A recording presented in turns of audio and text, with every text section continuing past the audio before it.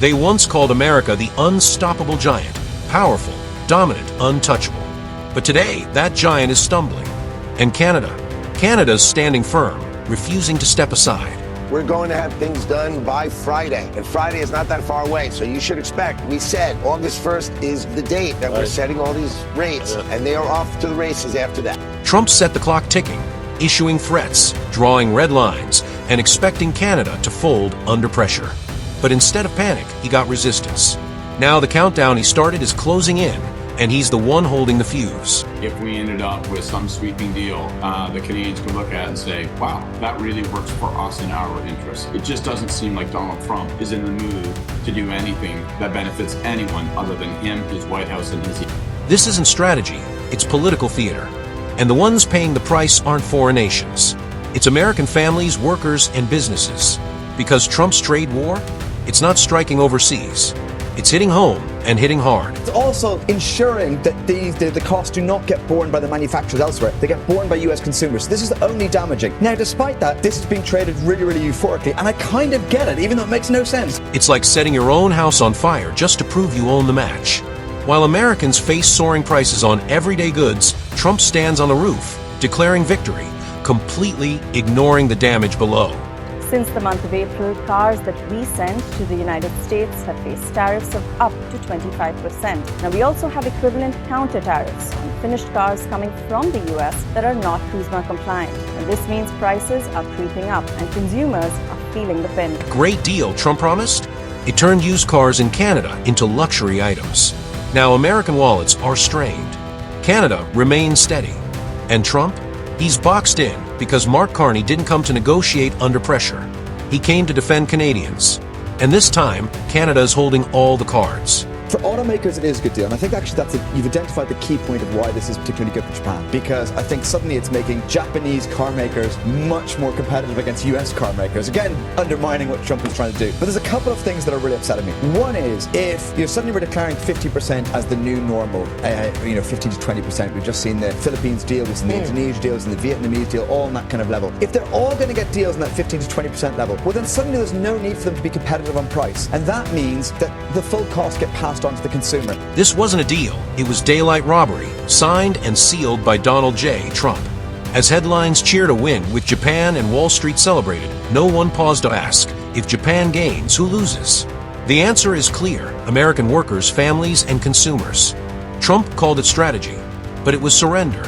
He gave Japanese automakers a tariff advantage, no need to cut costs or compete.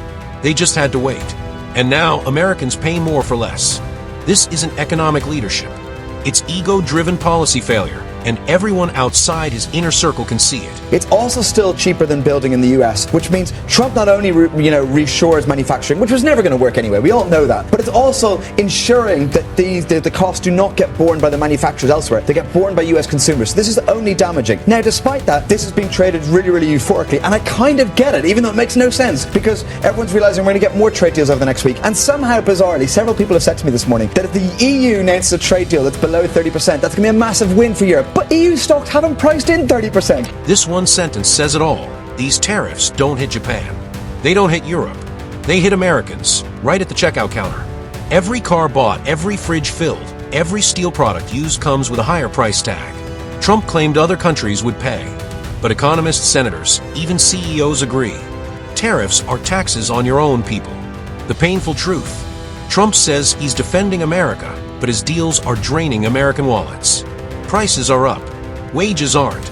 And while everyday people struggle, Trump's still chasing headlines. Earnings have held up okay so far, a little bit more worrying in Europe. So the actual macro backdrop's not too bad, and institutional investors are underweight this rally. That's the kind of bull market you like. You love it when people aren't fully involved. So I actually think the macro backdrop's not terrible. The problem is we're heading towards real damage from this trade tariffs policy, and that is not priced at all. Markets may be rallying now, but the damage is already taking root.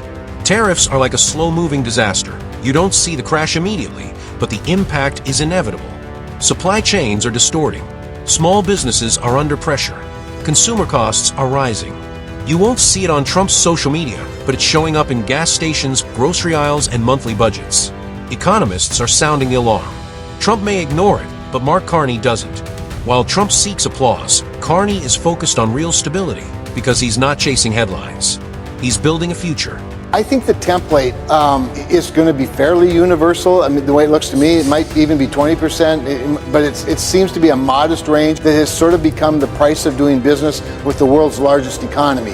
It doesn't seem unreasonable to me either, by the way, particularly since we really haven't seen a lot of inflation as a result of it. What we have seen is a lot of new revenue as a result of it. So I get the sense, and why wouldn't you, that the president feels like that's become a victory. This is the real story. Trump has turned the U.S. economy into a toll booth.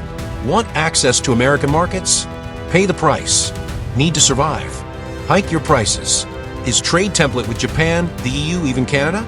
It's not strategy, it's strong arming. It doesn't strengthen America. It shifts the burden onto American families while foreign competitors adapt and win long term. But Mark Carney isn't stepping into that trap. He knows that a bad deal costs more than it's worth.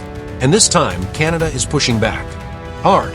Intro 10. Even Trump's closest allies aren't buying the ticking clock drama. They know what Mark Carney knows. The deadline is a bluff. Trump keeps shouting about August 1st like it's a global crisis, but behind closed doors, even U.S. senators are urging him to tone it down. Why? Because the first to feel the economic pain won't be Canada, it'll be America. Carney isn't flinching. He's seen this script before. He knows Trump thrives on panic, that deadlines are just theatrics. While Trump counts down hours, Carney is thinking years ahead. One plays checkers with headlines. The other plays chess with long-term prosperity. And here's the truth Trump refuses to face. Canada and the U.S. aren't just neighbors, they're economically fused. The pipelines, the factories, the trade routes, they don't stop at the border. Canada isn't a trade rival. It's part of the same engine that powers America's economy. Yet Trump treats Canada like an opponent, weaponizing tariffs as if economic pain will earn political wins. But what he doesn't see or won't admit is this: hitting Canada also hits America. When Trump imposes tariffs, he's taxing his own citizens. Carney understands the stakes. That's why he's not rushing toward a headline. He's defending a system that benefits both countries.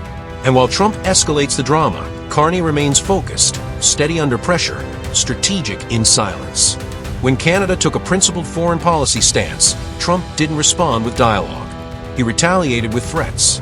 That's not negotiation. That's coercion. But Carney didn't blink. He separated politics from people and stayed committed to protecting Canadians, not pleasing Washington. And yes, expectations are high. Carney set the bar, but now he's delivering. Every time Trump lashes out, Carney responds with calm. Every time a trap is set, he sidesteps it with clarity. That's not just diplomacy, that's resilience.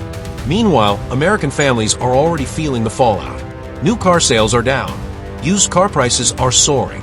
Inventory is collapsing because Trump's tariffs have choked supply chains. The vehicles not made during the pandemic, they're not coming back. That shortfall is now permanent, and ordinary people are paying the price. This isn't temporary. It's a long-term squeeze. Tariffs didn't hurt foreign nations. They hurt your local dealership, your neighbor's paycheck, your ability to commute to work. Trump calls it winning. But families are living through a slow financial bleed. And Carney? He's doing what real leaders do. He's insulating Canada from collapse, not chasing applause. Because at the core, a tariff is a tax on your own people. And that truth is finally breaking through. While Trump uses trade to fuel his headlines, Carney is building a firewall around Canadians, protecting jobs, shielding families, and pushing for stability over spectacle. Trump governs with ego. Carney governs with purpose. And in the end, it shows. One man's addicted to attention. The other is fighting for your tomorrow.